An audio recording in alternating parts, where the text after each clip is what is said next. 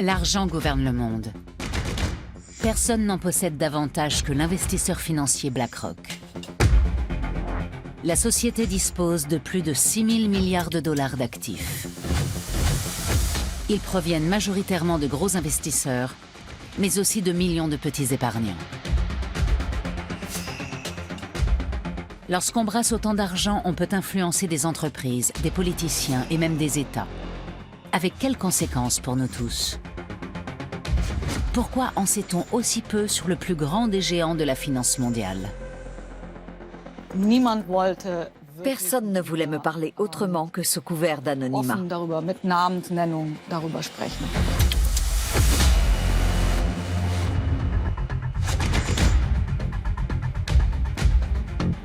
I think BlackRock is an extremely dangerous company.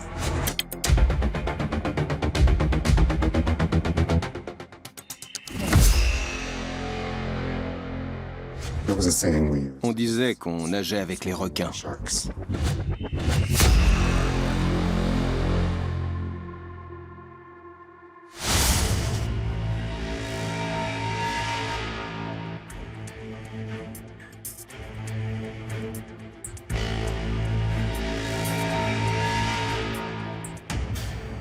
Le siège de BlackRock, le plus grand investisseur financier du monde, se trouve sur la 52e rue à New York, en plein cœur de Manhattan. Non pas sur Wall Street, mais dans un quartier de bureaux ordinaire.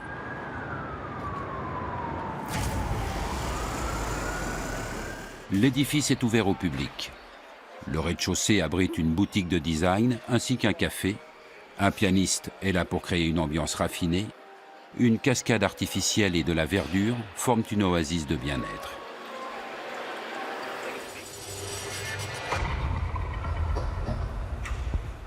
Les bureaux de BlackRock se trouvent derrière cette imposante barrière.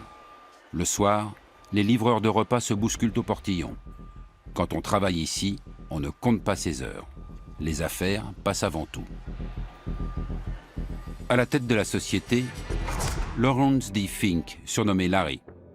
C'est le gestionnaire d'actifs le plus puissant du monde.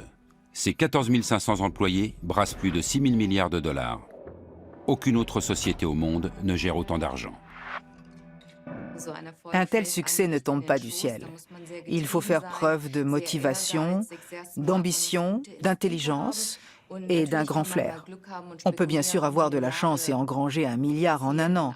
Mais ensuite, il faut maintenir ce niveau, décrocher de nouveaux clients, parvenir à conserver ses investisseurs et, dans l'idéal, se développer. Et BlackRock ne cesse de croître. Depuis son introduction en bourse en 1999, son cours est monté jusqu'à plus de 400 $. La première action que Larry Fink a tenue dans ses mains en valait à peine 14.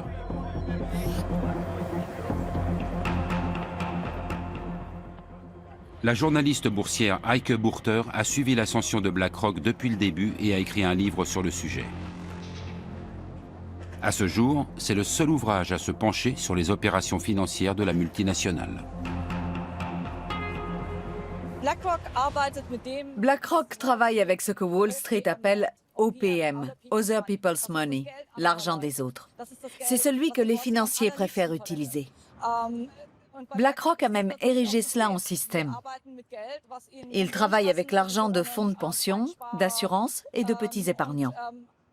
Toute personne désireuse d'investir son argent peut s'adresser à BlackRock, qui va l'investir pour elle. Parmi les clients de BlackRock, on trouve de gros investisseurs, comme le fonds souverain norvégien ou le fonds de pension californien CalPERS. Les sommes placées se comptent souvent en milliards. À partir d'une dizaine de millions, BlackRock fournit un conseil personnalisé.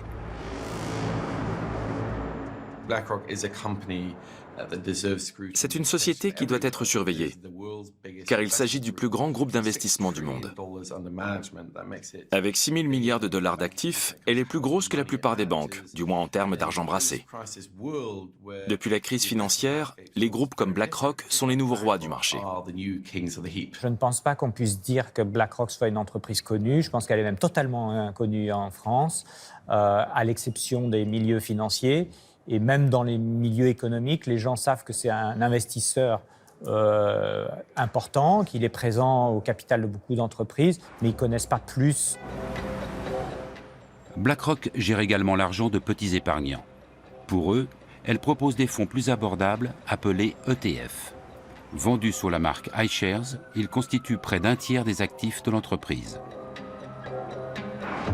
India, China, Brazil, iShares, small caps, large caps, iShares, industrials, low cost, every dollar counts, iShares. BlackRock vante la grande diversification des risques de ses ETF, ce qui attire les petits épargnants échaudés par la crise. Mais certaines voix s'élèvent pour dire que la multinationale a trop d'argent, qu'elle domine les marchés et pourrait mettre en danger l'ensemble du monde financier si elle se retrouvait en difficulté. Larry Fink réfute cependant ces critiques. The reality is, the capital markets are the capital markets. I don't control the capital markets. The whole world controls the capital markets, all the participants. L'influence de Larry Fink sur les marchés est-elle réellement aussi faible qu'il le prétend? Il est permis d'en douter. Au cours de la décennie qui a suivi la crise financière de 2009, BlackRock est devenu le plus gros investisseur du monde, en grande partie grâce aux ETF.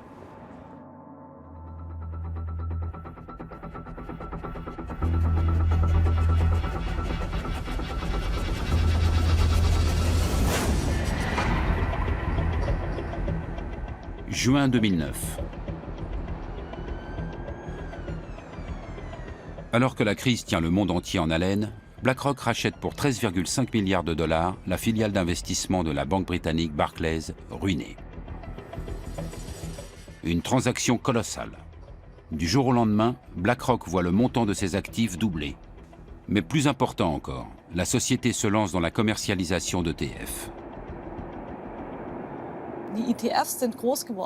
Les ETF ont pris de l'ampleur après la crise.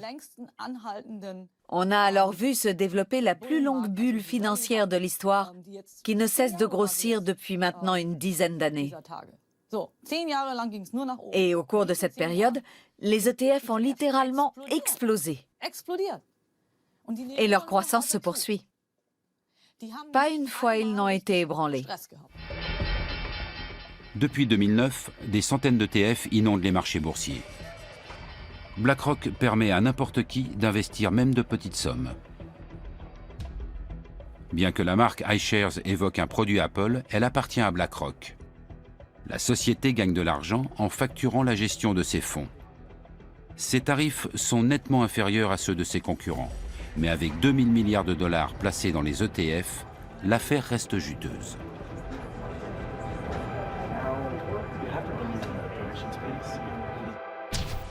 Le sigle ETF signifie Exchange Traded Funds, c'est-à-dire fonds négociés en bourse.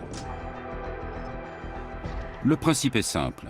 On achète non plus des actions individuelles, mais la valeur d'un indice boursier. Prenons un exemple. Si quelqu'un achète un ETF qui réplique les performances du CAC 40, il investit en fait dans les 40 entreprises qui y sont répertoriées. Désormais, la valeur de l'ETF suivra toujours celle de l'indice. Si le CAC 40 grimpe de manière globale, l'ETF augmente aussi. S'il chute, l'ETF baisse également. Ainsi, plus personne ne décide des actions qu'il faudrait acheter. L'ETF suit automatiquement la valeur de la sélection d'investissement qui compose l'ensemble de l'indice. On fait un placement sur tout un marché ou sur un segment de marché. Tous les constructeurs automobiles, toutes les actions européennes ou ce que vous voulez. C'est un peu comme chez un marchand de glace. Il y a des ETF à tous les parfums. Depuis la crise financière, les clients n'ont plus confiance dans leurs banques. Nombre d'entre eux cherchent une solution transparente et rentable pour leur placement, d'autant que les comptes d'épargne ne rapportent pratiquement plus rien. Aux États-Unis, les ETF sont particulièrement à la mode. Actuellement, 2800 milliards de dollars sont placés dans les fonds négociés en bourse.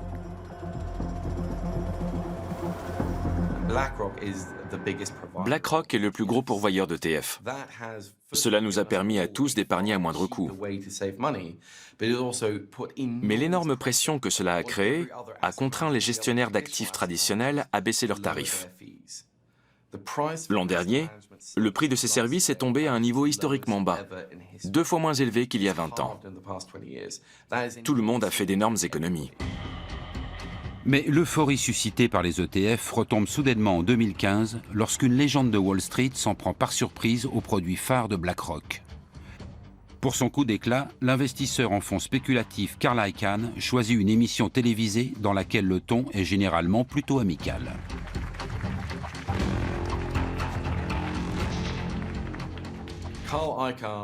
Carl Icahn est l'archétype, comment le dire poliment? C'est l'archétype du type qui est tellement riche qu'il se fout tout simplement de tout. Il peut dire ce qu'il veut. Et il lui arrive parfois d'être impertinent. Je pense qu'il a simplement voulu piquer au vif Larry Fink, qui n'était pas vraiment habitué à ce qu'on lui rentre ainsi dans le lard. I think BlackRock is an extremely dangerous company. Okay, and I mean this. C'est un vieux loup de mer de Wall Street. On l'a souvent dit fini, mais il a toujours rebondi. On peut ne pas l'apprécier, mais c'est assurément quelqu'un qu'il ne faut pas trop sous-estimer. You get this party mobile, and everybody in the party in this mobile, and they're all on this party, they're all having a drink. And in the drink, they're all having this drink and having fun. And you know who's pushing that thing? They're pushing it. It's Larry Fink and Janet Yellen. Pushing that. And they're pushing the goddamn thing. Sur le ton de la plaisanterie, Carl Icahn accuse devant les caméras Larry Fink et Janet Yellen, alors présidente de la Réserve fédérale américaine, de prendre le risque d'une nouvelle crise financière. This party thing is going. Every once in a while, Janet wants to put the brakes on it. And Larry says, nah, let it go. And the people in the party are yelling, no, no, don't touch those brakes. Don't touch, this is fun. And they're moving toward this cliff, see? And the cliff is there. And this thing is going to go over this cliff. And you know what's going to destroy it? They're going to hit a black rock. That's right. That's what I'm saying. Un spécialiste de premier plan qualifie BlackRock de danger pour le monde de la finance. Son attaque va ternir l'image de l'investisseur financier. Y a-t-il vraiment trop d'argent placé dans ces ETF ?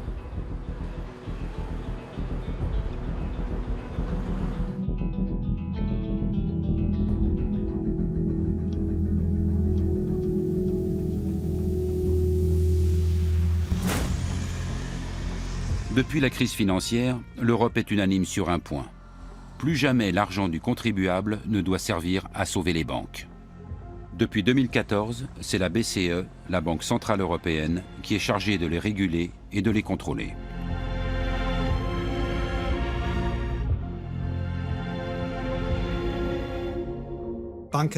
Les banques doivent posséder bien plus de fonds propres. Avant la crise, elles en avaient peut-être 8 ou 9% en moyenne. Aujourd'hui, dans la zone euro, elles en ont généralement entre 13 et 14%. C'est une moyenne. Les chiffres peuvent varier. Le siège allemand de BlackRock se situe non loin de la BCE. Gestionnaire d'actifs à l'échelle mondiale, la multinationale brasse aujourd'hui bien plus d'argent que la plupart des banques. Mais elle est nettement moins contrôlée. Puisque ce n'est pas un établissement bancaire et qu'elle n'accorde pas de crédit, elle n'est pas considérée comme étant d'importance systémique.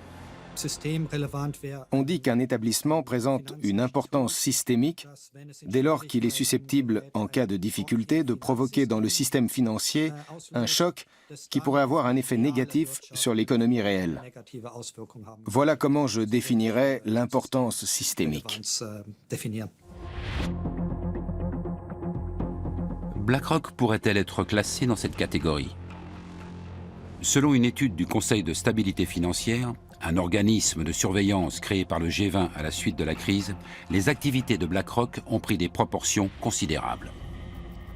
Si pour une raison quelconque ses clients venaient à vendre en bloc leurs ETF, tous les marchés boursiers pourraient être menacés. Et dans leur sillage, des milliers d'entreprises dont les actions plongeraient.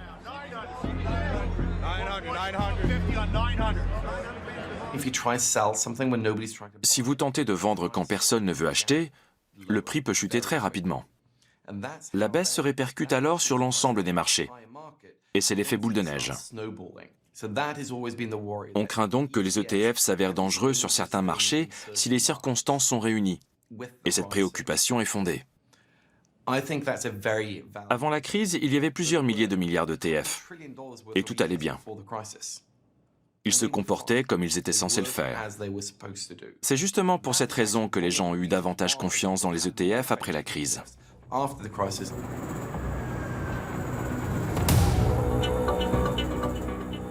Même si les ETF ont bien résisté à l'époque, certains signaux indiquent qu'ils pourraient un jour en aller autrement. Comme lors du krach éclair de mai 2010, où les cours plongent subitement. Une grande partie des transactions concernent des ETF. Ce correspondant à Wall Street n'arrive pas à y croire.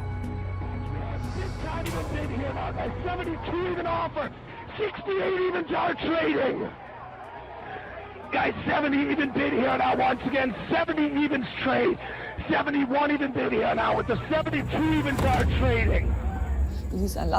Un camion vous fonce droit dessus. Il accélère. Vous devez alors évaluer s'il parviendra à freiner avant d'arriver sur vous ou s'il va simplement vous écraser. Vous devez prendre une décision. Après quelques minutes, le cauchemar prend fin. Les cours remontent aussi vite qu'ils ont chuté. Aujourd'hui encore, on ne sait pas vraiment ce qui s'est passé ce 6 mai 2010. Mais une chose est sûre, les ETF étaient particulièrement impliqués. Alors que se passerait-il si tout le monde voulait les vendre? Qui sauverait le système?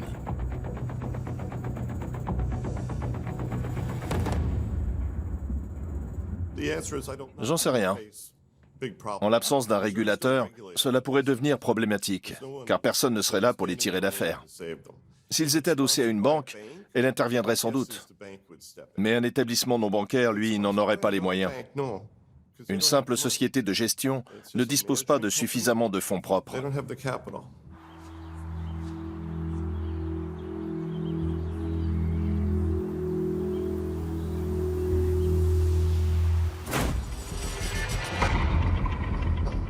Les fournisseurs d'ETF devraient-ils donc aussi constituer des réserves comme les banques?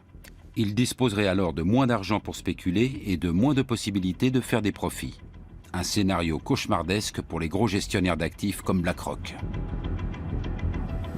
Pour ne rien arranger, une étude internationale réalisée par des universitaires et publiée juste après enflamme la discussion sur l'importance systémique de BlackRock.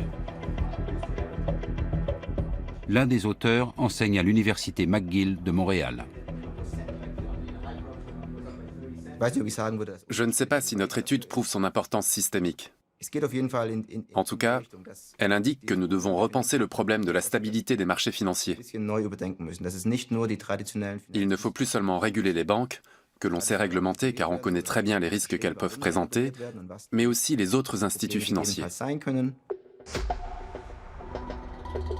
L'étude s'intitule sobrement « Qui a peur de BlackRock ?» Les résultats n'ont a priori rien d'extraordinaire. Dès que BlackRock investit sur les marchés avec ses ETF, on constate un net retrait des autres investisseurs. Visiblement, la simple présence de la multinationale inquiète les autres gestionnaires financiers. L'explication est explosive. Ils craignent à l'évidence que BlackRock et les autres géants du secteur soient subitement obligés de retirer leurs gigantesques investissements.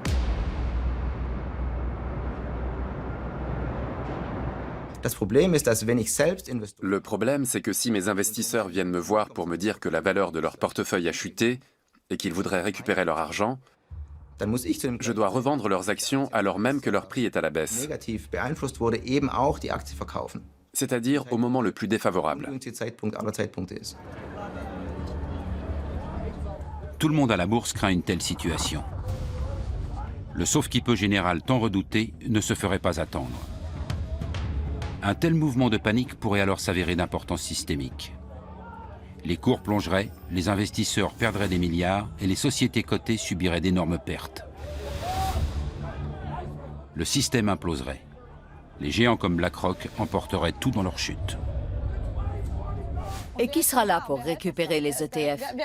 Qui les achètera s'ils sont en train de plonger? Qui? Quand il n'y a plus personne, le marché plonge. On peut toujours dire que ça n'arrivera jamais. C'est en tout cas ce qu'affirme BlackRock.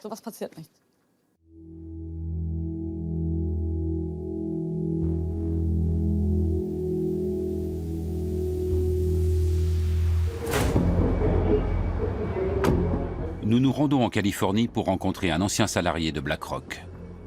Nous devons lui garantir un anonymat total. Il a trop peur que cette interview ne compromette son avenir professionnel. Notre informateur a vendu de nombreux ETF. La pression exercée par BlackRock pour conquérir ce marché était énorme. Il cherche peut-être à créer un duopole. Une telle chose serait très mauvaise. Face à BlackRock, ne subsisterait plus alors qu'un seul autre pourvoyeur d'ETF. On n'en est d'ailleurs pas très loin. Avec Vanguard, le numéro 2 du marché, BlackRock se partage déjà les 2/3 du marché américain. En Europe, les iShares représentent près de 50% des ETF. Des millions d'Américains veulent sécuriser leur épargne retraite grâce à des ETF. Ils placent une partie de leurs revenus chez BlackRock qui leur versera plus tard une pension. Le groupe est d'importance systémique, dans la mesure où il gère une part significative de l'épargne retraite de la population américaine. Dans ce tribunal se joue un procès croustillant. BlackRock contre BlackRock, entreprise contre salarié. L'entreprise aurait violé son obligation fiduciaire à l'égard de ses employés. La plainte évoque une véritable cannibalisation. BlackRock aurait constamment transféré l'argent de leur pension entre différents fonds médiocres et encaissé des frais à chaque opération. Cela signifierait que BlackRock, par appât du gain, a réduit les pensions de ses propres salariés dans le seul but d'accroître ses bénéfices. Le préjudice s'élèverait à des millions de dollars.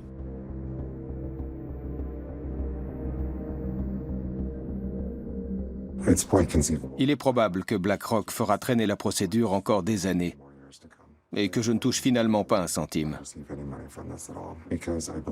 J'estime que BlackRock a manqué à son obligation fiduciaire.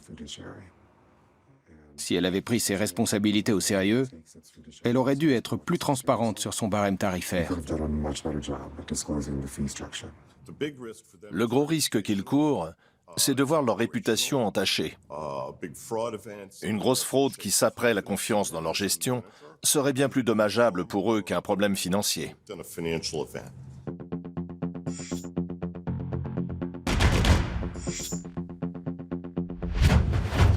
Plus que son argent, BlackRock doit défendre sa réputation. Car si elle perd la confiance de ses clients, ses affaires sont menacées. Le groupe est aujourd'hui le plus gros investisseur sur les marchés mondiaux. Il est donc en mesure de les influencer. Mais quel est le secret d'un tel succès ?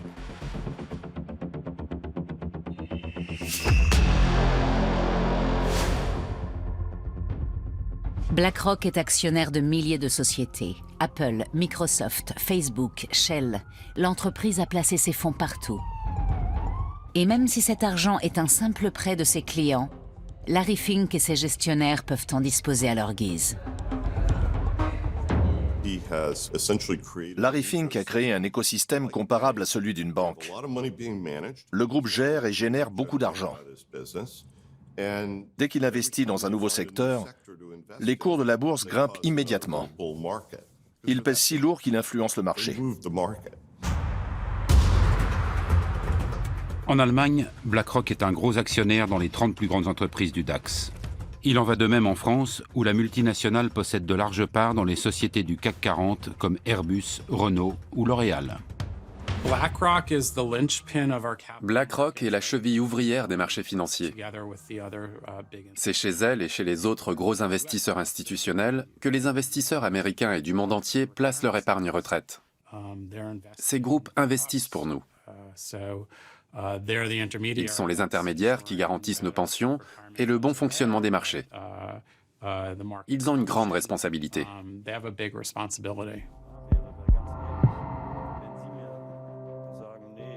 Une responsabilité à l'échelle mondiale. Et pourtant, presque personne ne connaît la société. Durant des semaines, nous tentons d'entrer en contact direct avec elle. Après de nombreux appels et mails, notre demande d'interview est définitivement refusée.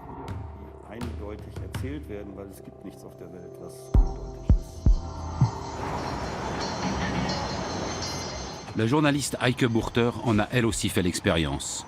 Depuis bientôt 20 ans, elle écrit sur Wall Street pour diverses rédactions. Mais au cours de ses recherches pour son livre sur BlackRock, elle s'est heurtée à un énorme mur de silence. Oui, en effet. Et quelque chose m'a surprise. Même parmi les gens extérieurs à BlackRock, ceux qui y avaient travaillé autrefois, qui espéraient y entrer un jour ou qui collaboraient simplement avec la société, personne ne voulait me parler autrement que sous couvert d'anonymat.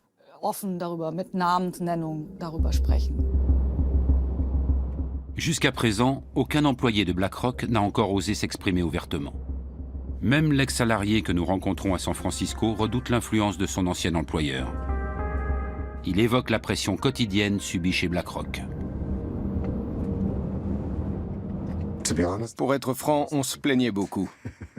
C'était un environnement très stressant. L'organisation était très horizontale et il y avait pas mal de jeux de pouvoir. Beaucoup de gens voulaient avoir l'air important et gravir les échelons. Les plaintes étaient nombreuses. Quand je travaillais là-bas, on avait l'habitude de dire qu'on nageait avec les requins. Notre informateur développait des fonds pour les marchés internationaux. Ces produits devaient attirer des investisseurs du monde entier, avec de gros bonus à la clé en cas de succès. En cas d'échec, pression et stress. Et chez BlackRock, la définition de la réussite était claire. Une expression qu'on utilisait la résume bien. Rendre les riches encore plus riches. Je caricature, bien évidemment. Mais la réussite chez BlackRock, du moins pour moi, se mesurait à mes performances et à mes bonus. Ils louaient des salles où le PDG présentait les résultats du trimestre et exposait aussi ses objectifs.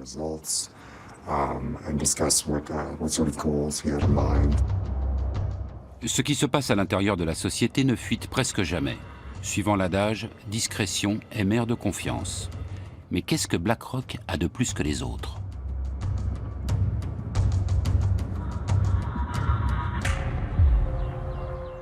La réponse se trouve à 1300 km au nord de San Francisco, près de la frontière américano-canadienne. Wenatchee est une petite ville de 30 000 habitants.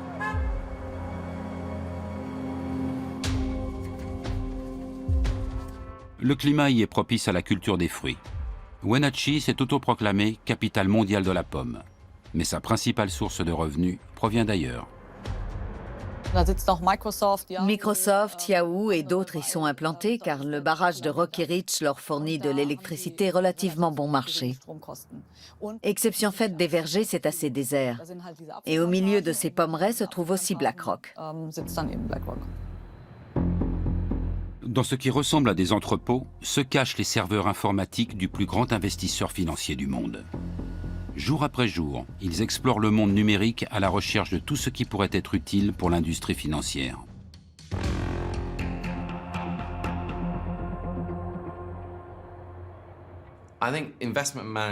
La gestion de placement est grandement tributaire de l'information, et elle utilise donc bien plus de données que d'autres secteurs.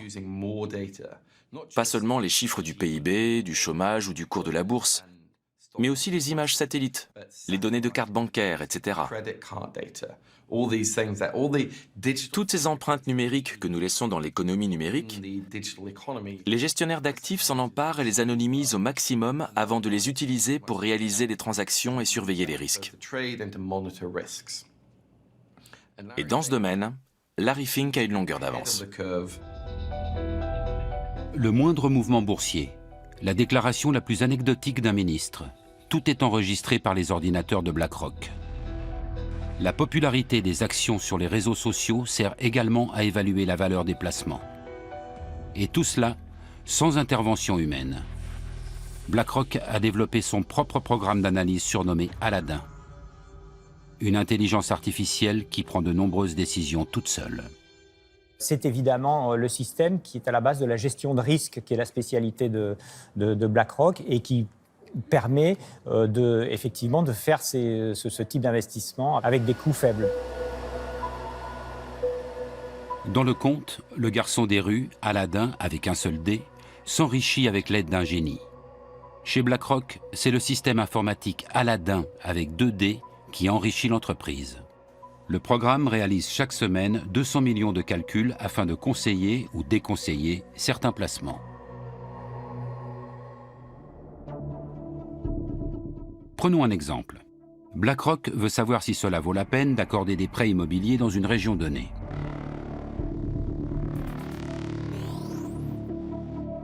Aladdin remarque que ces derniers temps, beaucoup de crédits de ce type y ont été résiliés prématurément. Dans la masse des données, il découvre une constante.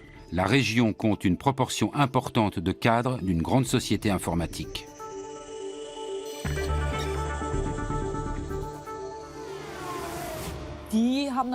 Le problème, c'est qu'ils sont souvent mutés.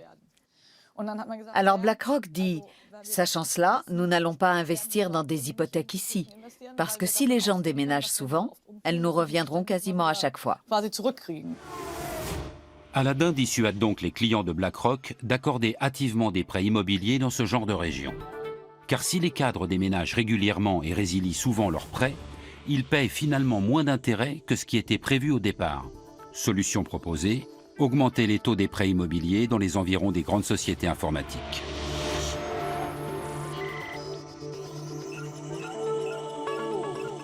Mais Aladdin rapporte encore plus d'argent à BlackRock dans bien d'autres secteurs. Quelles sont les entreprises à suivre? Lesquelles sont surévaluées ou présentent des risques? Quels sont les projets des politiques? Où émergera la prochaine crise? Aladdin en sait davantage que n'importe qui. Et pour faire appel à ses pouvoirs magiques, il suffit d'y mettre le prix.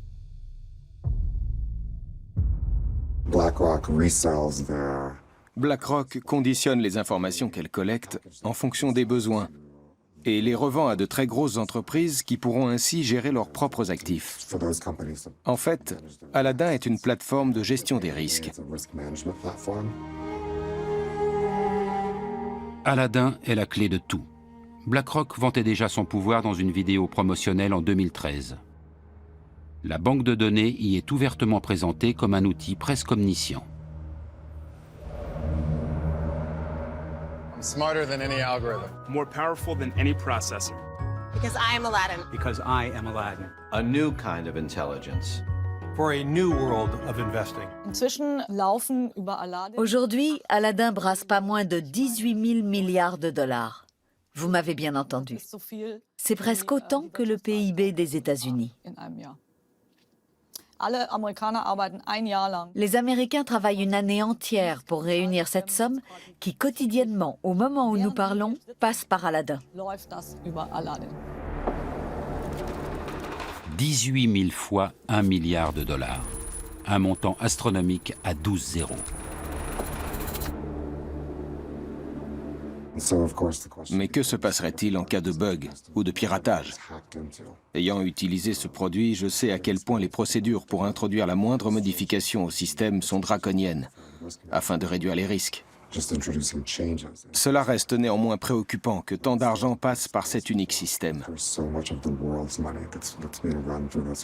Si Aladdin et un autre programme gèrent seuls tout l'argent de la planète, je crains un duopole à la Coca-Cola et Pepsi. Imaginez les risques que cela représente et le pouvoir qu'ils auront. C'est un problème systémique.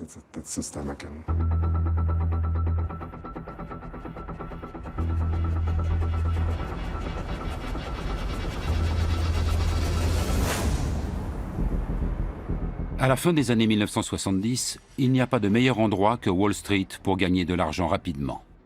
Pour devenir célèbre, on va à Hollywood. Pour faire fortune, direction la bourse. Le jeune Lawrence D. Fink, alors âgé de 23 ans, n'a aucune velléité d'acteur. Sa maîtrise en administration des affaires immobilières en poche, il quitte Los Angeles pour se rendre à New York. Larry Fink était banquier d'investissement. Il a commencé chez First Boston. C'était un enfant prodige, un véritable crack. Les traders d'alors travaillent dans d'immenses salles de marché et réalisent des gains incroyables. L'actuel PDG de BlackRock aurait joué pas moins d'1 milliard de dollars en bourse avec son service. Mais soudainement, le conte de fées prend fin. J'ai étudié de nombreux grands chefs d'entreprise et ils sont presque tous milliardaires. J'ai constaté que souvent, au début de leur carrière, ou parfois au milieu, ils ont connu un gros échec personnel qui leur a fait perdre énormément d'argent, voire leur emploi. La malédiction de Wall Street frappe Larry Fink au milieu des années 1980. À la suite d'une baisse des taux d'intérêt, des propriétaires échangent leurs anciens prêts onéreux contre de nouveaux prêts à des taux plus avantageux. Larry Fink ne l'a pas vu venir et se retrouve soudain avec sur les bras une montagne d'actions dont plus personne ne veut. Il a perdu 100 millions de dollars et est devenu persona non grata dans sa banque. D'autres sont passés par là.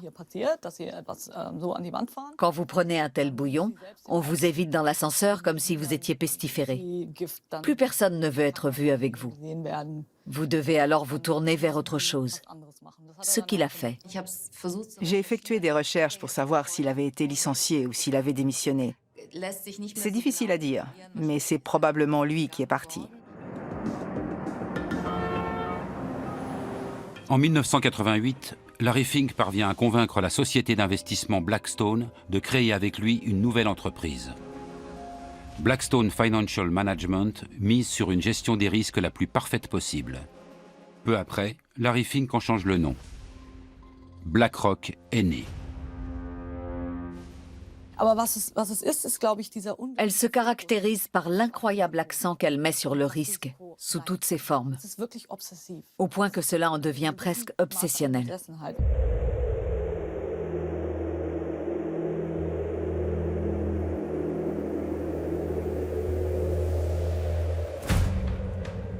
Davos, sismographe des risques et des opportunités de l'économie mondiale.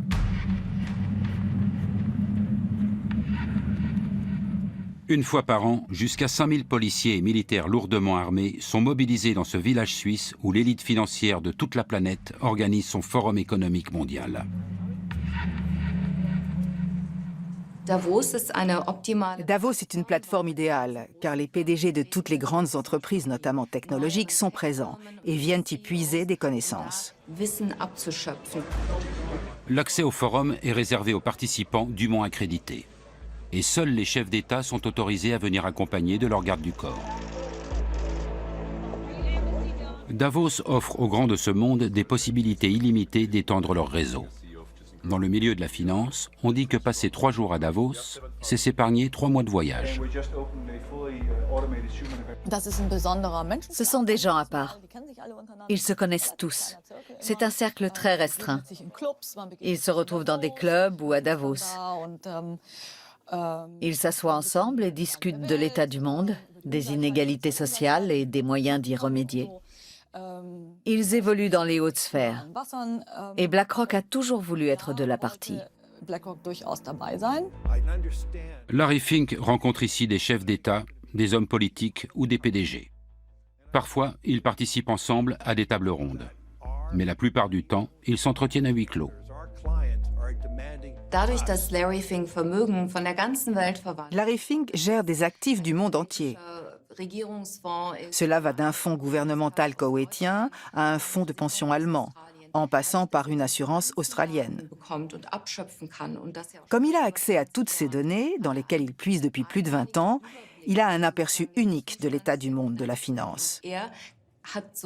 Et grâce à cela, il produit à son tour ses propres données. Il est une pierre angulaire de cet immense réseau de personnes. Les interviews de Larry Fink sont rares. Dans celle-ci, réalisée à Davos, il évoque ses débuts et son premier job dans la boutique de chaussures de son père. At 10 years old, I was required to learn how to sell shoes and help my father. Well, I learned how to deal with people pretty early in my career, and it was a great learning lesson how to deal with people, how to appeal to people's needs, and I was a pretty good shoe salesman. Il s'agit là d'une des rares anecdotes personnelles connues au sujet de Larry Fink. Elle vise à donner l'image d'un homme d'affaires consciencieux et à réduire le fossé qui sépare depuis longtemps l'homme de pouvoir des petits investisseurs.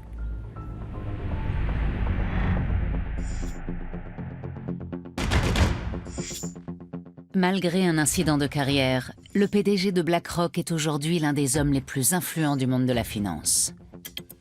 Il doit avant tout son ascension au logiciel d'analyse des risques Aladdin, qui offre à BlackRock un avantage considérable en termes de connaissances. On ignore ce qui est réellement stocké dans cette base de données. Quoi qu'il en soit, Aladdin prend de lourdes décisions en matière d'investissement à l'échelle mondiale. L'utilisation de ce programme pose la question de l'influence qu'il confère à BlackRock sur notre société.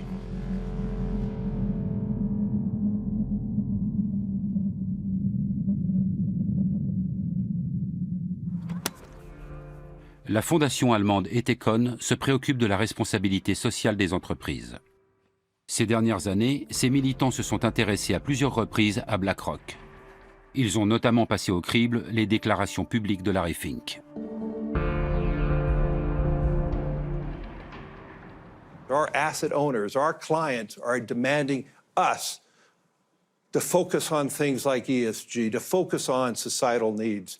They are now looking for examples in which they can invest. And so I do believe the power of the community. I do believe the power of society is forcing the companies to navigate. spricht davon, dass Unternehmen Il dit que les entreprises ou les grands groupes devraient s'inquiéter pour leur image, car les jeunes les scrutent de plus en plus sur les réseaux sociaux. Larry Fink publie régulièrement des lettres adressées aux dirigeants des entreprises dans lesquelles BlackRock a investi. Il s'y montre attaché à leurs responsabilités sociales. La société exige que les entreprises, à la fois publiques et privées, se mettent au service du bien commun. Pour prospérer sur le long terme, toute entreprise doit non seulement produire des résultats financiers, mais également montrer comment elle apporte une contribution positive à la société. C'est le discours à la mode actuellement. Mais pour moi, il ne s'agit que de blabla idéologique. Il se présente comme un visionnaire et un philanthrope, alors qu'il sait pertinemment ce que font ces entreprises, notamment Rheinmetall. Rheinmetall est l'un des plus gros fabricants d'équipements militaires d'Europe. Basé à Düsseldorf, le groupe vend des armes dans le monde entier. La fondation Ethicon a donc décerné à la société et à ses investisseurs un prix négatif, le Black Planet Award. En tant qu'actionnaire important, Larry Fink est nommément cité. Par l'intermédiaire de BlackRock, il investit dans de gros groupes, en particulier ceux dont les marges bénéficiaires sont les plus attrayantes. Même s'il sait très bien que ces entreprises s'enrichissent grâce à d'épouvantables guerres civiles, comme celle qui déchire en ce moment le Yémen. Il investit également dans des entreprises qui gagnent de l'argent en détruisant la nature.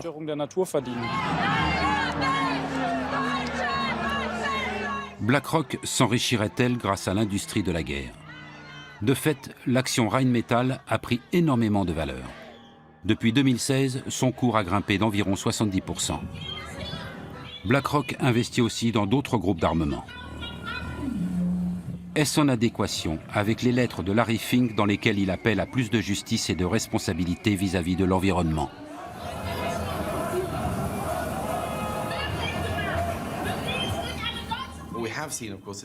Larry Fink aime bien envoyer chaque année sa lettre aux dirigeants d'entreprise pour leur donner ses directives. Mais comme le Financial Times et d'autres journaux l'ont déjà fait remarquer, ce discours ne correspond pas toujours à ce que disent les gestionnaires de fonds de BlackRock au conseil d'administration des entreprises. En d'autres termes, les déclarations d'intention de Larry Fink n'ont rien à voir avec la réalité. BlackRock privilégie les investissements les plus rentables et non les plus éthiques. Comme avec Rheinmetall, qui continue de vendre des armes à l'Arabie Saoudite par l'intermédiaire de filiales, et ce, malgré l'interdiction d'exporter décrétée par le gouvernement allemand. Et peu importe si le régime saoudien torture ses ressortissants et assassine les journalistes indésirables. On l'a notamment vu avec l'affaire Jamal Khashoggi. Peu après, une conférence devait avoir lieu en Arabie Saoudite et de nombreux chefs d'entreprise ont dû reconsidérer leur participation. Larry Fink ne s'y est pas rendu, mais quand on lui a demandé s'il allait cesser toute relation commerciale avec le pays, il a clairement répondu que non. BlackRock refuse de s'exprimer sur le sujet devant notre caméra. Mais dans un document publié en 2018, les choses sont claires. En définitive, un seul critère est retenu par la société au moment de décider si elle soutient ou non la politique commerciale d'une entreprise.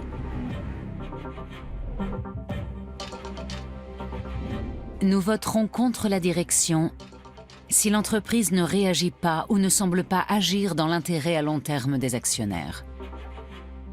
BlackRock reconnaît donc indirectement faire pression sur les entreprises lorsque les affaires ne vont pas comme prévu. Dans ce même document, la société indique également qu'elle souhaite promouvoir des critères ESG, c'est-à-dire environnementaux, sociaux et de gouvernance. Mais elle ajoute: les critères ESG sont souvent mal compris et on croit qu'ils impliquent de tenir compte des valeurs sociales et politiques dans le processus d'investissement. Il n'en est rien.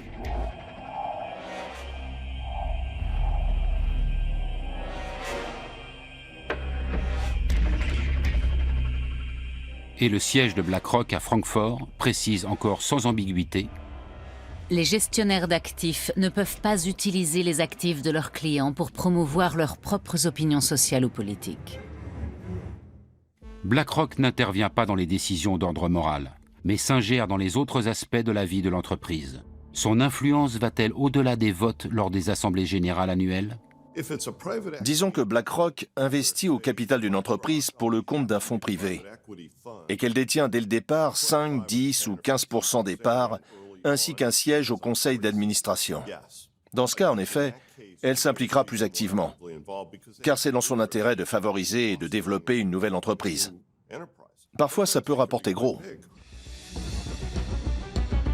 Même les plus importants PDG des grands pays industrialisés ont pu le constater.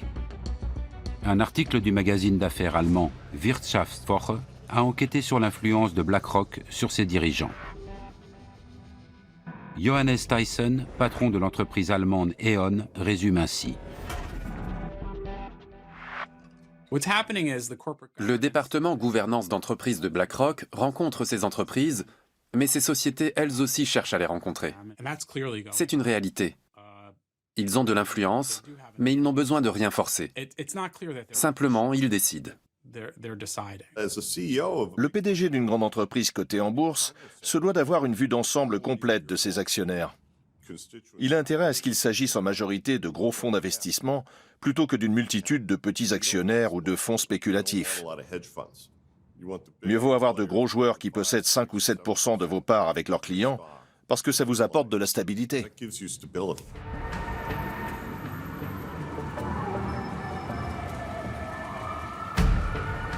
La puissance de BlackRock peut-elle être mise au service d'une noble cause? En décembre 2017, Emmanuel Macron invite à Paris des hommes politiques, des entrepreneurs et des responsables du secteur financier pour la première édition du One Planet Summit. Une décision importante est prise en clôture. Avec le soutien de la France et de l'Allemagne, BlackRock devra développer un fonds censé investir, par exemple, dans les industries durables en Afrique. L'approche de ce projet a été faite à travers effectivement la rencontre entre Larry Fink et le président Macron. Le souhait à la fois de Larry Fink était de s'engager à la demande de ses clients sur des projets d'investissement verts. Et le président Macron est à l'initiative de cette plateforme d'engagement que rejoignent beaucoup d'acteurs du secteur privé et des acteurs de la finance. Larry Fink demande ensuite au président français de lui ouvrir le marché des pays en développement, officiellement pour sauver le climat. Mais on peut aussi penser que la France et l'Allemagne aident tout simplement BlackRock à conquérir de nouveaux marchés et à gagner des investisseurs supplémentaires. On lui propose de sortir de sa zone de confort. Et comme il ne connaît pas particulièrement les géographies des pays du Sud, notamment Afrique, les deux agences de développement, que ce soit la KfW ou l'AFD, sont pour lui un partenaire essentiel pour maîtriser le risque. Aucun projet n'a encore été concrétisé. Une chose est néanmoins sûre. Le fonds ne devrait pas investir dans les pays très pauvres, mais uniquement dans les marchés en expansion. la volonté de BlackRock de quitter sa zone de confort pour sauver le climat a visiblement ses limites. D'autant que le groupe continue d'engranger de l'argent avec des entreprises peu soucieuses de protéger l'environnement. Cette contradiction entre parole et acte a donné lieu à de nombreux actes de protestation. Larry Fink se fait régulièrement épingler pour ses investissements dans les énergies sales comme le charbon, le pétrole ou le gaz. We're here in New York City today outside of BlackRock headquarters to give Larry Fink the only award that he really deserves, an award recognizing him as a climate fraud.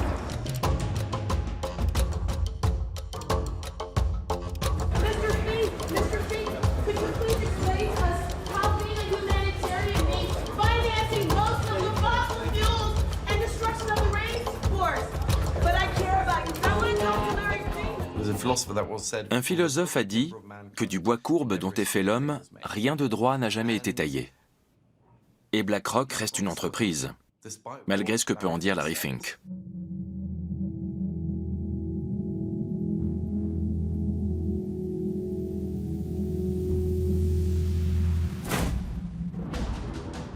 La mainmise de BlackRock grandit à chaque nouvel investissement.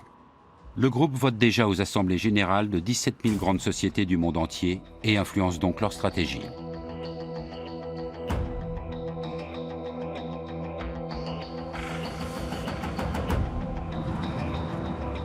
Pour le chercheur Martin Schmaltz, c'est une bonne raison d'étudier scientifiquement l'influence de l'investisseur financier. Étant donné que BlackRock est le principal actionnaire de très nombreuses entreprises, quelles conséquences cela a-t-il pour l'économie mondiale ? J'imaginais que Bill Gates était l'actionnaire majoritaire de Microsoft, de même que Steve Jobs ou Tim Cook chez Apple, ou encore Mark Zuckerberg chez Facebook, comme la presse peut le laisser entendre. Mais il s'avère qu'il n'en est rien. J'ignorais totalement que dans ces sociétés, les plus gros actionnaires sont non pas les fondateurs, mais Vanguard, BlackRock ou d'autres investisseurs de ce type.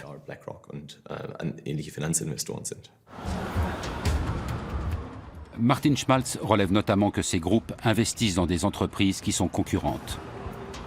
Les experts parlent alors de propriété commune. Par exemple, BlackRock possède des actions à la fois chez Adidas et chez Puma. Avec quelles conséquences sur la concurrence ? La propriété commune, c'est le fait que les gros actionnaires possèdent des parts dans pratiquement toutes les entreprises du monde. On craint que cela réduise la concurrence. Et en effet, les sociétés grossissent, elles diminuent en nombre et elles dominent certains secteurs. Mais on ignore si cela est dû aux investisseurs institutionnels. Afin d'en savoir plus, Martin Schmaltz et ses collègues ont analysé le marché du transport aérien américain. Il s'avère que les prix des billets des grosses compagnies ont parfois augmenté jusqu'à 11% sous l'influence de la propriété commune.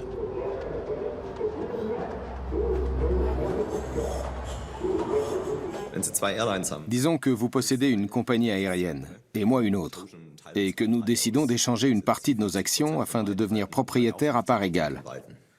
Nous avons alors beaucoup de propriétés communes. Les chiffres montrent que lors de telles transactions, généralement moins extrêmes que dans cet exemple, les prix du marché augmentent, en l'occurrence ceux des billets. Et inversement, quand vous revendez une partie de vos actions afin de réduire votre propriété commune, alors les prix baissent à nouveau. Les recherches de Martin Schmaltz montrent l'influence de la propriété commune sur le comportement des dirigeants d'entreprises concurrentes. Quand ils savent que leurs propres investisseurs ont des parts dans d'autres entreprises, ils ont tendance à moins se battre sur le terrain de la concurrence. Ce faisant, ils amorcent une spirale dangereuse. Si le PDG de la première entreprise fait un peu moins d'efforts pour réduire les coûts, et peut ainsi accroître ses profits, et que le PDG de la seconde fait de même, alors les coûts vont augmenter globalement dans le secteur. Ça va ralentir la demande et conduire les entreprises à moins produire. Quand les entreprises produisent moins, les prix des produits sont plus élevés, du simple fait que moins d'offres fait monter les prix. On peut donc se retrouver dans une situation paradoxale où les marges augmentent dans le secteur, alors même que l'effort de réduction des coûts est moindre. Cette étude a fait grand bruit dans le monde entier. Même la célèbre université de Berkeley surveille cette nouvelle menace qui plane sur la concurrence. Celle-ci, si Martin Schmaltz a raison, ne serait plus en péril uniquement en cas d'accord direct sur les prix.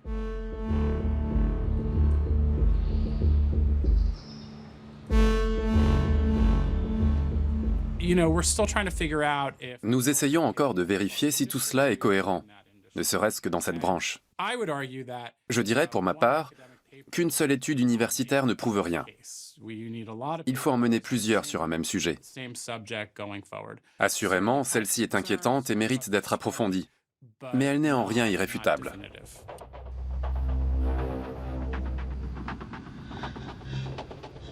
Martin Schmaltz a également étudié le secteur bancaire américain.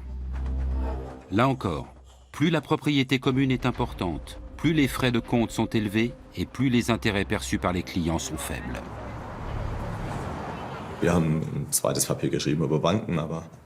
Nous nous sommes penchés sur les banques, mais d'autres se sont intéressés aux prix pratiqués par les grands groupes de semenciers et ont, là aussi, montré les effets de la propriété commune.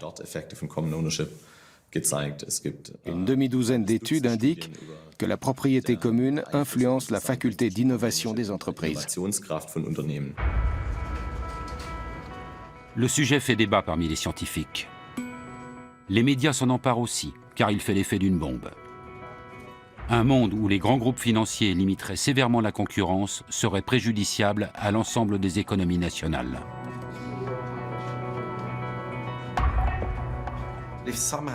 Si la concurrence disparaît, nous allons nous retrouver, dans le pire des cas, avec un capitalisme de copinage, ce qui n'est pas sain. Nous en sommes encore bien loin, mais certaines hypothèses avancées par Martin Schmaltz et d'autres sont fascinantes. Ce qu'elles soulèvent doit nous pousser à la vigilance et à la réflexion, car BlackRock et d'autres grands pourvoyeurs d'ETF continuent de grossir. Si Martin Schmaltz a raison, l'économie de marché pourrait en être bouleversée. Les concurrents ne se battraient plus pour gagner la faveur des clients, mais seulement celle de leurs investisseurs. L'intéressé est souvent invité pour présenter les résultats de l'étude. Ici, devant l'Office fédéral des ententes, l'autorité allemande de la concurrence abonne. Cette question que Martin Schmaltz a soulevée au sujet de la propriété commune a déjà trouvé son application ici. Nous examinons les choses au cas par cas et nous essayons de voir quels effets cela pourrait avoir sur la concurrence. Mais à ce jour, aucun cas n'a encore mené à une interdiction pour ce motif.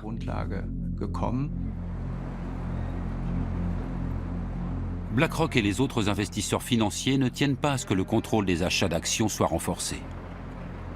Rien d'étonnant à cela. D'après les spécialistes, les 3 plus gros fonds d'investissement seraient actionnaires majoritaires dans 90% des 500 plus grandes entreprises américaines. La propriété commune est donc la règle et non l'exception.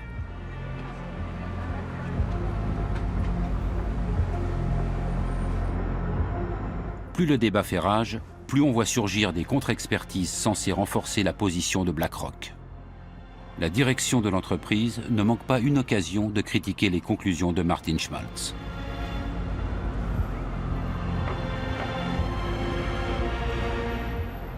Afin d'examiner les dangers potentiels de la propriété commune pour l'économie, la Commission fédérale du commerce a organisé une audition à New York en novembre 2018. Les allégations de l'économiste allemand menacent les intérêts de BlackRock. La réponse des représentants de la direction de l'investisseur n'en est que plus cinglante. One of the suggested remedies for common ownership is to limit portfolios to one company per sector. In that case, virtually all diversified portfolios would no longer be viable. This engagement plays an important role in the corporate accountability chain, which has value not just for shareholders, but for society as a whole. En clair, BlackRock lutterait pour le bien-être de la société et le professeur d'Oxford aurait commis de nombreuses erreurs. Sa compétence scientifique est explicitement remise en cause. BlackRock nous fait également parvenir d'innombrables contre-expertises.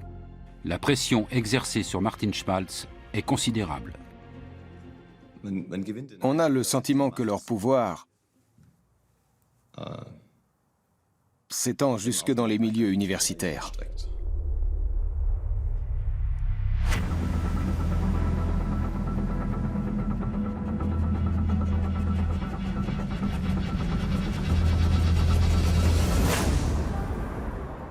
Dans le quartier de Wall Street, personne ne doute de l'impact significatif de BlackRock sur les marchés. Mais comment l'entreprise est-elle devenue si puissante en si peu de temps?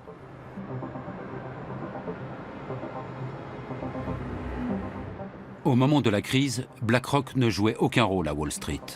Ce sont principalement les banques qui ont failli faire sombrer l'économie mondiale.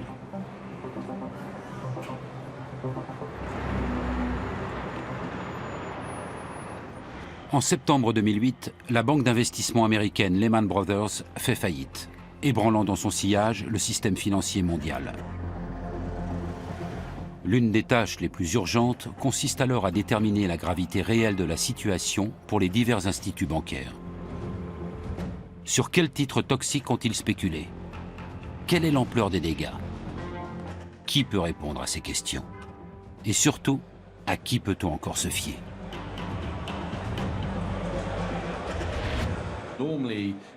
En temps normal, la BCE et les différents gouvernements seraient allés demander conseil à Goldman Sachs, JP Morgan ou la Deutsche Bank. Mais après la crise, c'était politiquement délicat. Alors quand vous cherchez quelqu'un qui connaît vraiment bien les marchés, vous vous tournez vers les investisseurs, les gestionnaires de fonds qui passent leur journée à réfléchir au marché et à leur bon fonctionnement. Il était donc naturel qu'ils deviennent des conseillers de premier plan. Aux États-Unis, le secrétaire au Trésor et la Réserve fédérale s'adressent à Larry Fink et chargent BlackRock d'analyser les comptes d'AIG, le plus grand groupe d'assurance du monde. Larry Fink assure au directeur de la Réserve fédérale de New York, Timothy Geithner, qu'Aladin permettra à son équipe de reconnaître les titres toxiques.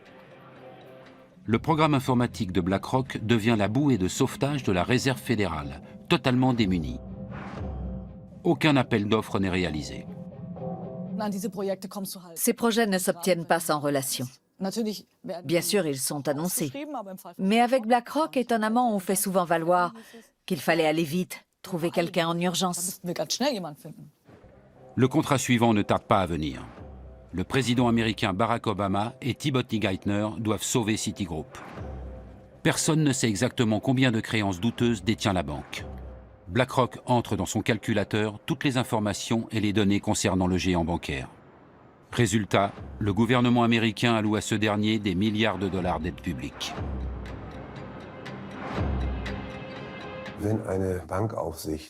Si l'autorité de contrôle du secteur bancaire ne peut pas définir elle-même les critères de robustesse d'une banque, elle capitule.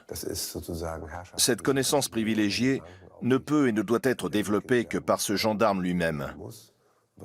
Et elle doit rester sa prérogative exclusive. Lorsqu'en 2009, Barack Obama nomme Timothy Geithner secrétaire au Trésor, Larry Fink obtient une entrée directe à la Maison-Blanche. Les perspectives s'annoncent exceptionnelles pour BlackRock.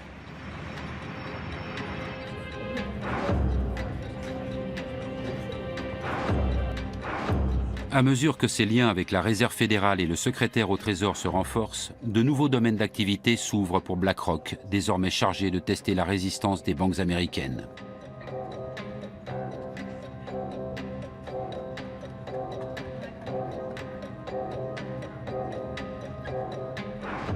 L'Europe aussi fait bientôt appel au service de BlackRock. À la suite de la crise financière, l'Union européenne renforce la réglementation sur les banques. En 2014, la BCE est chargée du contrôle bancaire européen.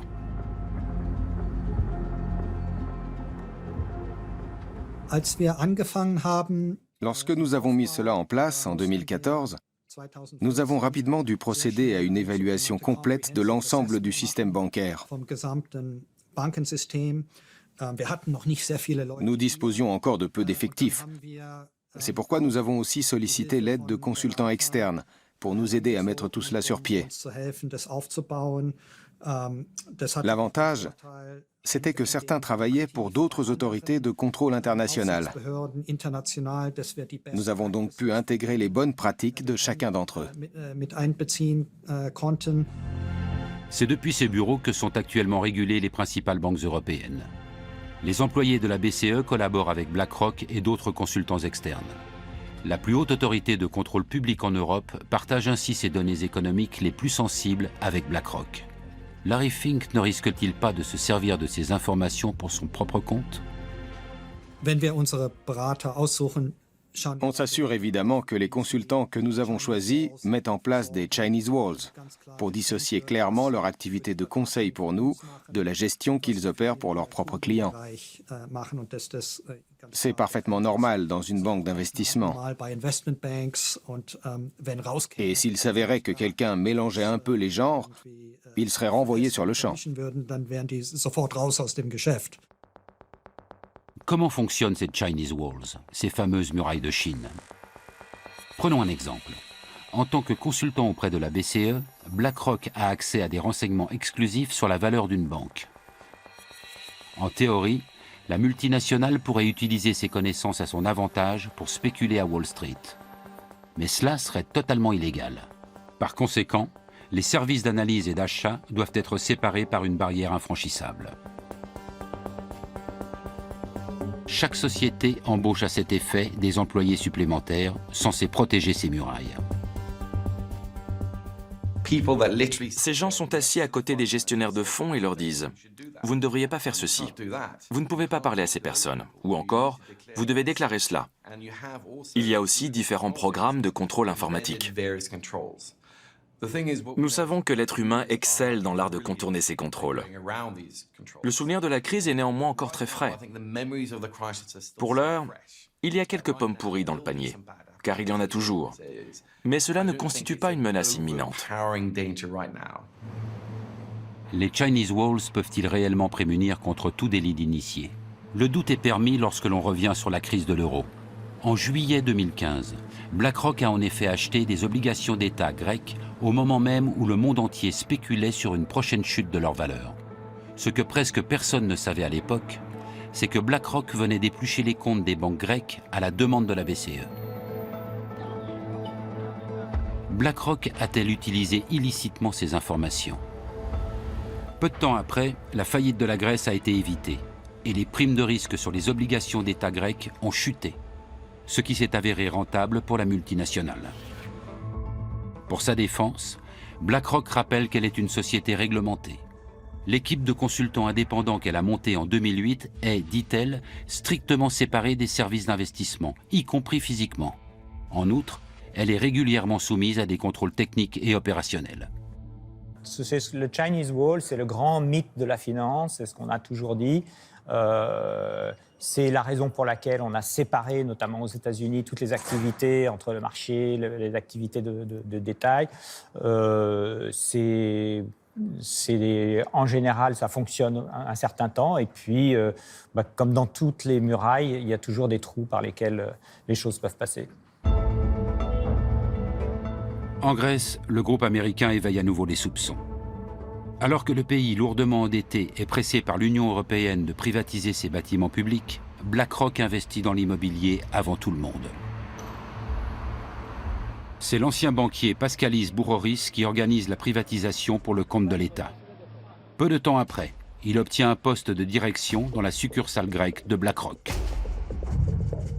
Pour la BCE, les conseils d'une société de fonds financiers sont chers, même avec les Chinese Walls. Mais elle espère reprendre bientôt son indépendance. D'année en année, au fil des tests de résistance, le rôle des consultants s'est amenuisé. Il est fort probable que d'ici 2020, nous ne fassions plus appel à aucun d'entre eux et que nous utilisions notre propre expertise.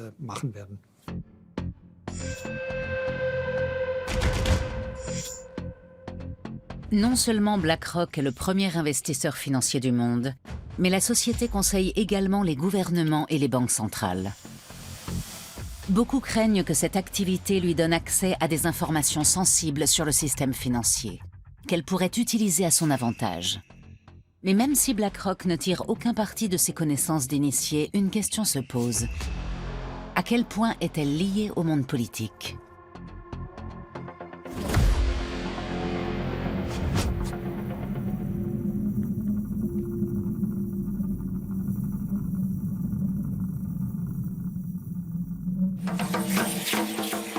Avec 127 millions d'habitants, le pays d'origine des Aztèques est le 10e pays le plus peuplé du monde.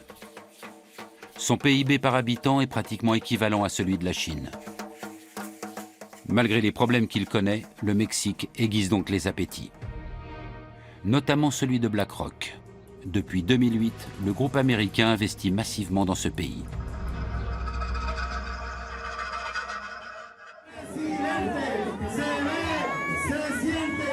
À l'approche des élections présidentielles de 2018, la multinationale a des raisons de s'inquiéter lorsqu'un nouveau candidat se présente. Il s'agit d'un politicien de gauche, Andrés Manuel López Obrador, ancien maire de Mexico. Beaucoup d'investisseurs craignent qu'il ne nationalise d'importants secteurs de l'industrie, comme le souhaitent nombre de ses partisans. Le candidat le plus fort était alors M. López Obrador, l'actuel président du Mexique. C'était celui qui allait le plus à l'encontre des courants politiques et économiques dominants en vigueur dans le pays depuis des décennies. Le secteur de l'énergie récemment privatisé est au cœur des débats. BlackRock y a placé beaucoup d'argent et prévoit d'investir dans un nouveau gazoduc. Avec l'ancien président, la confiance règne. Mais l'élection d'un homme de gauche imprévisible risque de mettre en péril les investissements du groupe. Et ce, précisément au Mexique, le pays préféré de Larry Fink.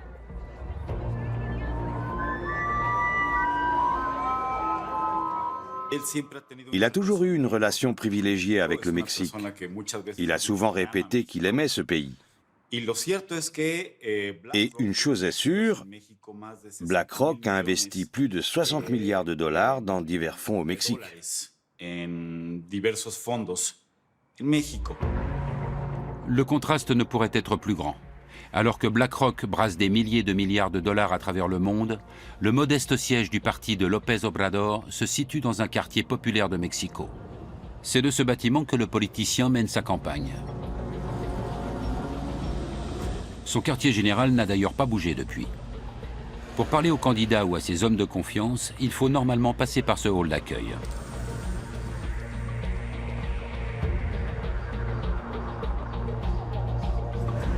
Larry Fink en est toutefois dispensé lors de sa venue en mai 2018.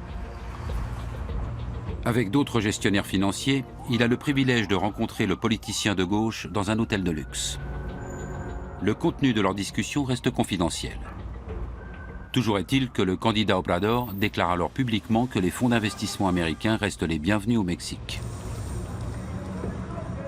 Je crois que cette rencontre a été, et j'insiste sur ce point, une marque de confiance. Ça allait bien au-delà d'une simple démonstration de bonne volonté. Peu de temps après, López Obrador est élu à la tête du pays. Le peuple attend de lui qu'il combatte la corruption et la criminalité en pleine explosion. Mais beaucoup veulent aussi renationaliser des secteurs de l'économie privatisés dans lesquels BlackRock a placé des milliards. Cependant, après sa victoire électorale, le nouveau président n'en parle plus et il n'en reparlera sans doute plus jamais. Car aucun dirigeant mexicain ne peut se passer de l'argent de gros investisseurs étrangers comme BlackRock. La probabilité que le président Obrador confisque ou chasse les capitaux étrangers investis au Mexique dans le secteur de l'énergie est nulle, pratiquement nulle, pour une simple question de survie. Aucun organisme international, que ce soit le FMI, la Banque mondiale ou la Banque de développement, ne prêterait de l'argent au Mexique pour compenser ces sommes.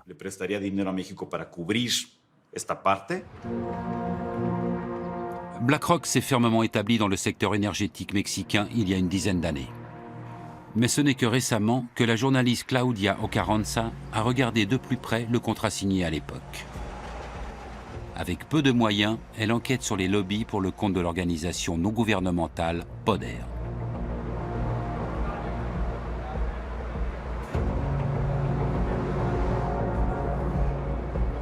Pour des raisons de sécurité, nous ne pouvons pas filmer l'extérieur de son bureau.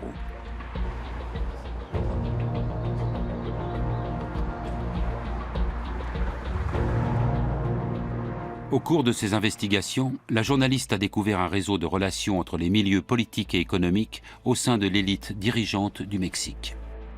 Un nom revenait sans cesse, celui de BlackRock. Depuis 2011, des personnalités importantes du pays entretiennent des relations étroites avec le groupe financier. Pour commencer, BlackRock a engagé le fils de Carlos Slim. Le premier entrepreneur du Mexique, à l'époque l'homme le plus riche du monde, était en très bons termes avec la multinationale.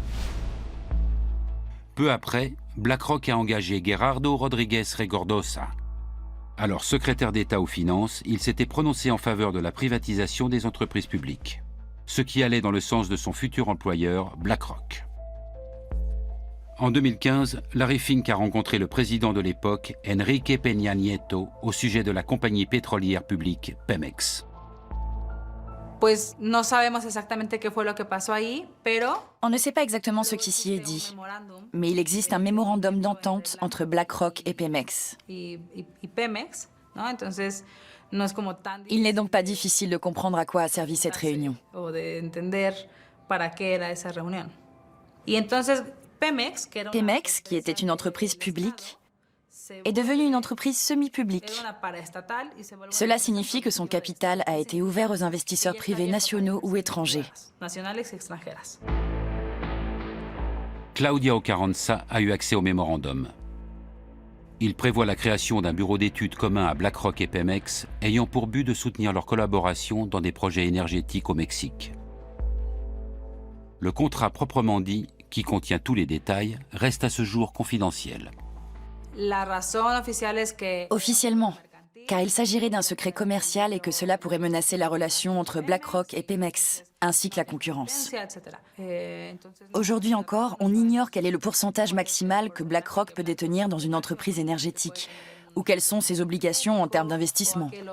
On n'en sait toujours rien. Mais la journaliste est parvenue à découvrir certains détails.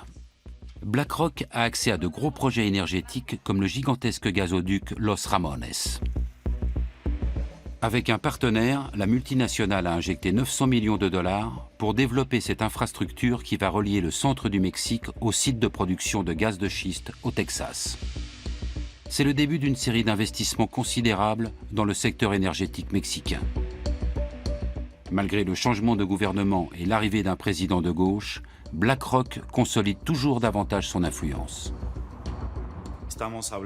Pour la seule année 2018, ils ont placé 85 milliards de dollars dans des fonds d'énergie renouvelable. Cela représente pratiquement 90% des fonds dont ils disposent. Et ils continuent d'investir dans le secteur de l'énergie. BlackRock fait partie des principaux investisseurs étrangers au Mexique. Outre le secteur de l'énergie, BlackRock s'intéresse surtout aux fonds de pension mexicains. En 2014, la Banque nationale l'autorise à investir une partie de l'épargne retraite des Mexicains. En d'autres termes, BlackRock a accès à l'argent de nombreux retraités et est chargé de sécuriser leur rente. Un marché immense.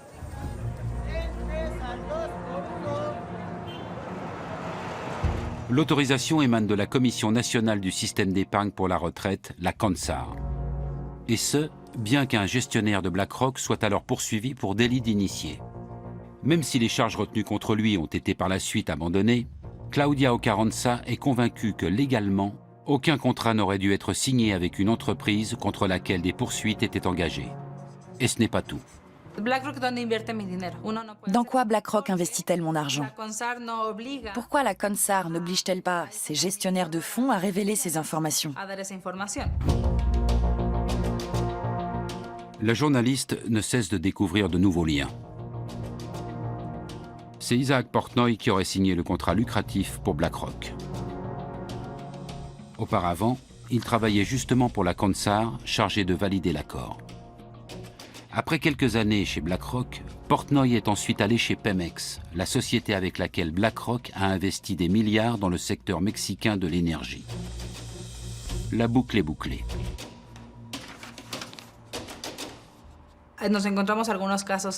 Nous avons rencontré quelques cas comme celui de BlackRock et Isaac Portnoy. Il est important de préciser que nous n'avons aucune preuve que celui-ci ait fait quoi que ce soit d'illégal. Mais nous savons qu'il siégeait à la CONSAR, qui réglemente les fonds de pension au Mexique. Un cas classique de pantouflage. Des personnalités importantes issues d'institutions publiques ou politiques se retrouvent chez BlackRock, et inversement en fonction des besoins.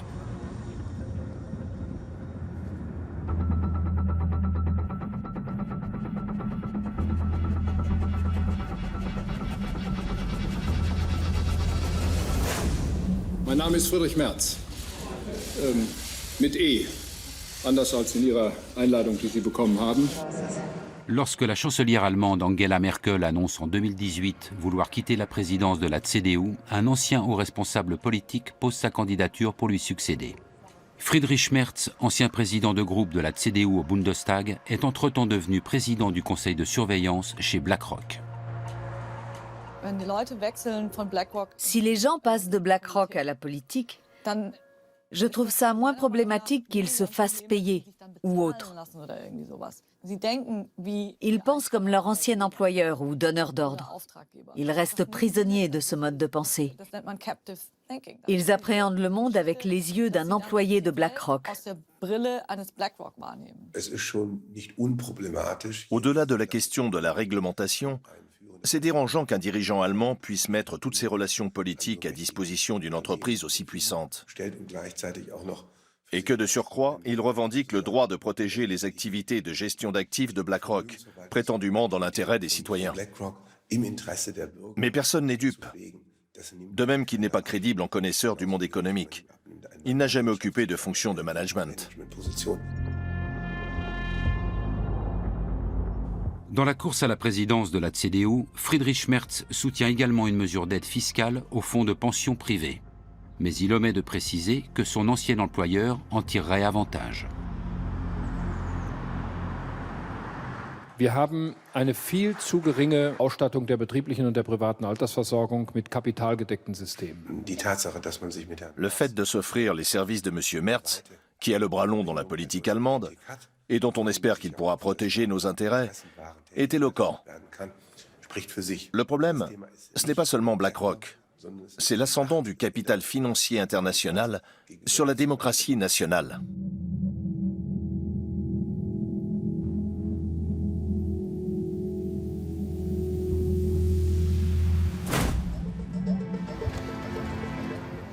En France, 5 mois après l'élection présidentielle de 2017, une rencontre mémorable a lieu à l'Élysée. Emmanuel Macron invite des investisseurs, au premier rang desquels figure Larry Fink, le PDG de BlackRock.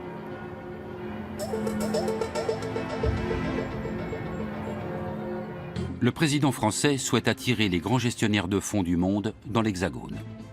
Voilà pourquoi il avait déjà rencontré Larry Fink à plusieurs reprises, peu après sa prise de fonction.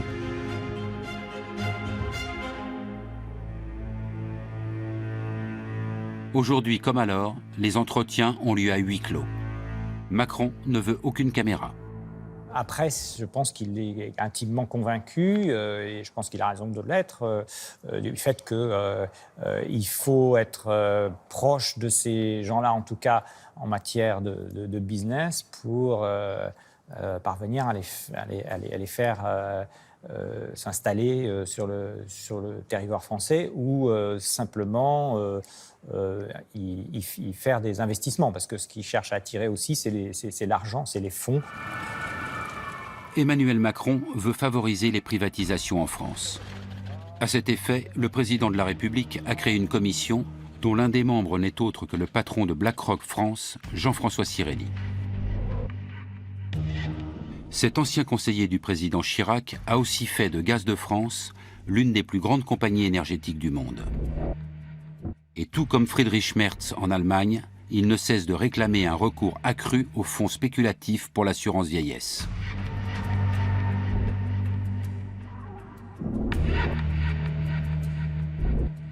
Nous faisons une étude chaque année pour savoir ce que veulent les Français pour leur retraite. En même temps, ils sont conscients que les régimes obligatoires ne suffisent pas pour assurer le niveau de vie qu'ils souhaitent à leur retraite. Et donc, je crois qu'il est très important qu'il y ait un nouveau pilier et qu'il y ait un nouveau pilier pour développer ces produits. Pendant que les lobbyistes financiers comme BlackRock renforcent leurs liens avec Emmanuel Macron, le gouvernement français se heurte au mouvement des Gilets jaunes. Ces derniers s'élèvent contre ces réformes économiques libérales et sont révoltés contre les politiques qui laissent les géants de la finance se partager le monde entre eux.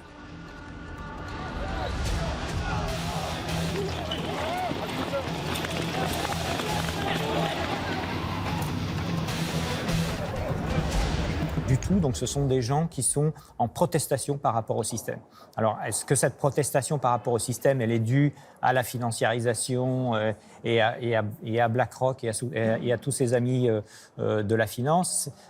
C'est un peu rapide. Ce qui est vrai, c'est que le système de la finance lui-même a été générateur d'un niveau d'inégalité assez important et que la protestation de ces gens-là, elle est aussi contre les inégalités.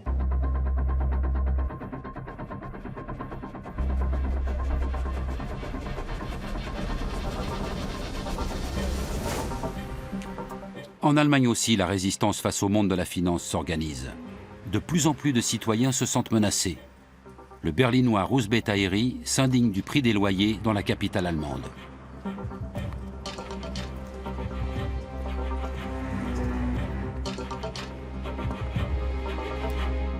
Il est particulièrement révolté par l'influence des investisseurs financiers au sein de l'entreprise immobilière Deutsche Wohnen. Car pour un logement rénové situé dans une zone résidentielle comparable, elle augmente parfois les loyers 2 fois plus que ne le ferait la ville. Beaucoup pensent que l'actionnaire principal, BlackRock, n'y est pas étranger. Difficile de croire qu'une entreprise milliardaire comme BlackRock, ou plus exactement multimilliardaire, délaisse un tel investissement.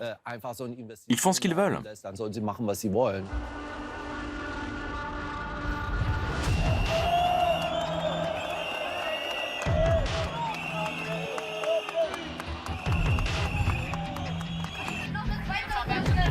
Des dizaines de milliers de personnes manifestent à Berlin afin de mettre un terme aux agissements de Deutsche Wohnen et de BlackRock. Ils veulent exproprier la société immobilière pour obtenir une indemnisation. BlackRock perdrait alors l'un de ses plus gros objets d'investissement en Allemagne.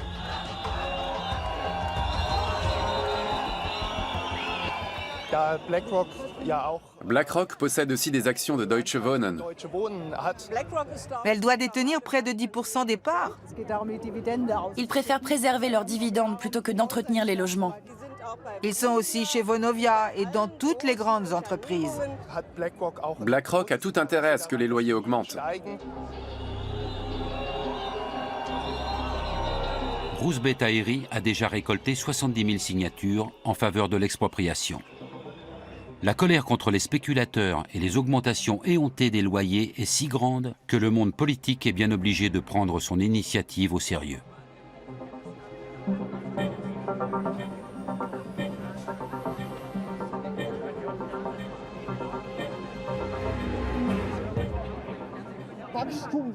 Seule la croissance leur importe.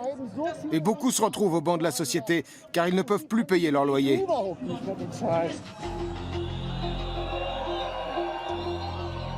La pression de la rue a déjà fait bouger les choses. Le débat qui a suivi la manifestation a conduit à un gel des loyers durant 5 ans, ce qui a fait chuter le cours de l'action Deutsche Wohnen d'environ 20%. Pour BlackRock, c'est une source de revenus sûre qui menace de se tarir.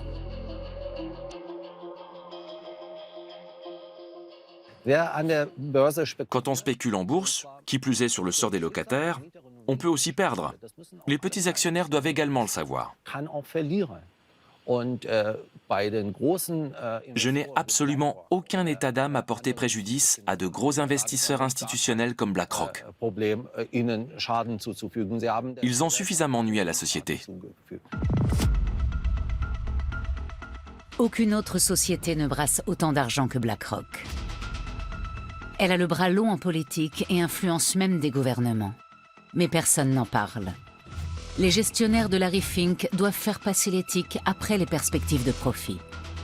Plus le pouvoir des investisseurs grandit, plus la question se pose. Faut-il avoir peur de BlackRock ?